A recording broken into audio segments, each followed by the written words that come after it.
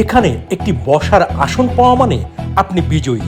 63 জনের পিছনে আমি আছি। প্রায় 1 ঘন্টা শুধু এক প্লেট বিরিয়ানির জন্য এখানে লঙ্কা কাণ্ড। টিকিটের বিনিময়ে খাবার খাইতেছি, তারপরেও এত কষ্ট। শুধু এক প্লেট বিরিয়ানির জন্য এখানে টিকিট কেটে 1 ঘন্টা লাইনে থাকবেন। টাকা দিয়ে আসলে এখানে খাওয়া দাওয়া হয় আর কি।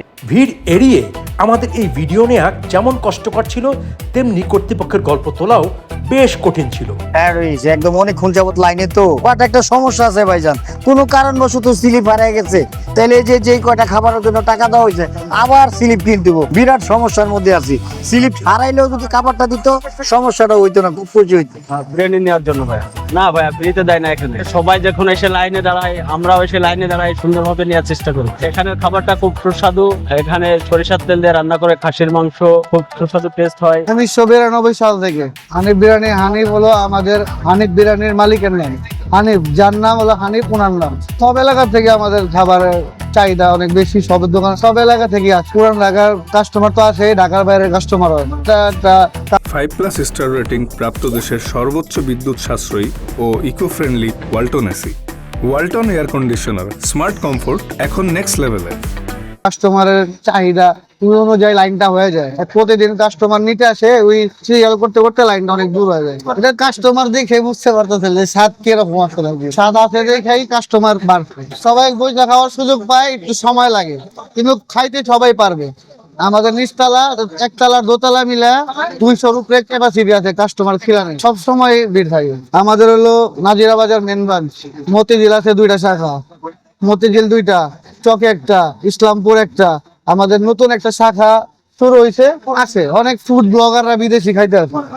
হানিফ বিরিয়ানি হচ্ছে ঢাকা একটা ঐতিহ্য, তো আমরা এখানে প্রতিনিয়তই আসি। আর এটা সবার কাছে একটা পছন্দনীয় একটা জিনিস, খাবার খাইতে আসে, আর অনেক দূর থেকে আসা হয়। হানিফ বিরিয়ানি তো আমরা তো যেটা আমার কাছে বিরিয়ানিটাই ভালো লাগে, আমি বিরিয়ানিটাই খাই। আর এখানে বিরিয়ানিটাই পাওয়া যায়, বিরিয়ানিটাই মনে করেন যে একটা তৃপ্তি সহকার খাবার খেতে পারি, অনেক ভালো লাগে খাবারটা। একটু ধৈর্য সহকার নিতে পারলো, তারপর নিজের কাছে একটু ভালো লাগে। রিসেন্টলি দেখলাম যে মাংসের পরিমাণ এটা বেশি থাকে, ওটা কম্পেয়ার করলে হানিফে বেশি থাকে। এই জন্যই মনে হচ্ছে যে এটা এত লোক আছে।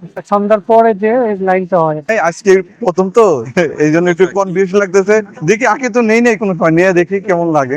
শুনছি মানুষের মুখোমুখি শুনছি আর কি, শুনে তারপরে আসছি।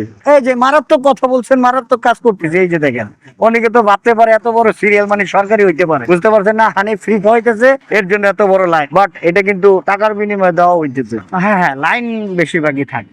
যেমন রোজার ঈদে 1300 প্লাস, মানে ইফতার আর করতে পারি না। এটা পরে লোক দাঁড়া করে রাখছি, সেটা এসার পরে বাসায় নিয়ে পৌঁছাইছে। আমার বাসা হচ্ছে বাড়ি দ্বারা কালাচাঁদপুর। এখানের খাবারটা আসলে পিওর, যে কারণে আমরা এখানে আসি আর কি। আশেপাশে গুলোর মধ্যে আসলে খাওয়ার টেস্ট গুলো আমরা এরকম পাই না।